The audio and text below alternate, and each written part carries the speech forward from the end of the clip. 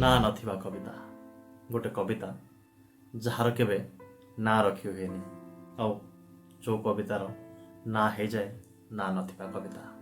ତେବେ ଆସନ୍ତୁ ସେମିତି ଗୋଟେ କବିତା ଶୁଣିବା। ମୁଁ କାହିଁକି ରହିଥିବି ଆକାଶକୁ ଅନେଇ ଅନେଇ। ମୁଁ କାହିଁକି ରହିଥିବି ଆକାଶକୁ ଅନେଇ ଅନେଇ। ମେଘ ହଉ କି ନ ହଉ ପାରିବି ତ କୂଅଟିଏ ଖୋଳି।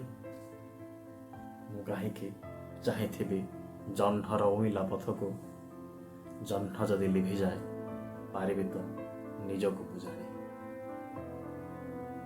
ମୁଁ କାହିଁକି ସରିଯିବି ସରିଗଲା ଭଳିଆ ଆୟୁଷ। ମୁଁ କାହିଁକି ସରିଯିବି ସରିଗଲା ଭଳିଆ ଆୟୁଷ। ରକତ ହେବା କି ଲୋଡ଼ା ଛୁଇଁବାକୁ ହୃଦୟର ଗଳି। ଜୀଇବାକୁ ଯଦି ଇଚ୍ଛା କରିଦେବି ହଜାରେ ବରଷ। ନିଜେ ମୁଁ ଗଢ଼ିବି ନଦୀ, ନିଜ ପାଇଁ ଗଢ଼ିବି ମୁଁ ବାଲି। ନିଆଁର ଶୀତଳ ଛାତି, ନିଆଁର ଶୀତଳ ଛାତି ଛୁଇଁବାକୁ ଲୋଡ଼ା କିବା କାଠ। ମୁଁ କାହିଁକି ପାରିବିନି ଛାତି ତଳେ ଦୀପଟେ ଜଳେଇ। ଯେତେ ଥର ଭାଙ୍ଗୁ ନିଦ, ଭାଙ୍ଗୁ ସ୍ୱପ୍ନ, ଭାଙ୍ଗୁ ସକାଳ। ଭଗ୍ନତାକୁ ଚୁମିବି ମୁଁ, କରିବିନି କିଛି ବି ଝଳେଇ।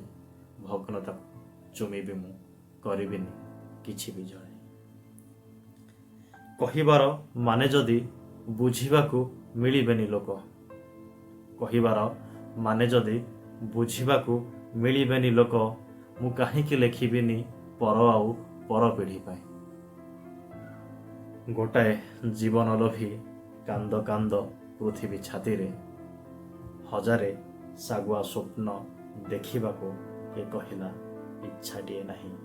ହଜାରେ ଶାଗୁଆ ସ୍ୱପ୍ନ ଦେଖିବାକୁ କିଏ କହିଲା ଇଚ୍ଛାଟିଏ ନାହିଁ।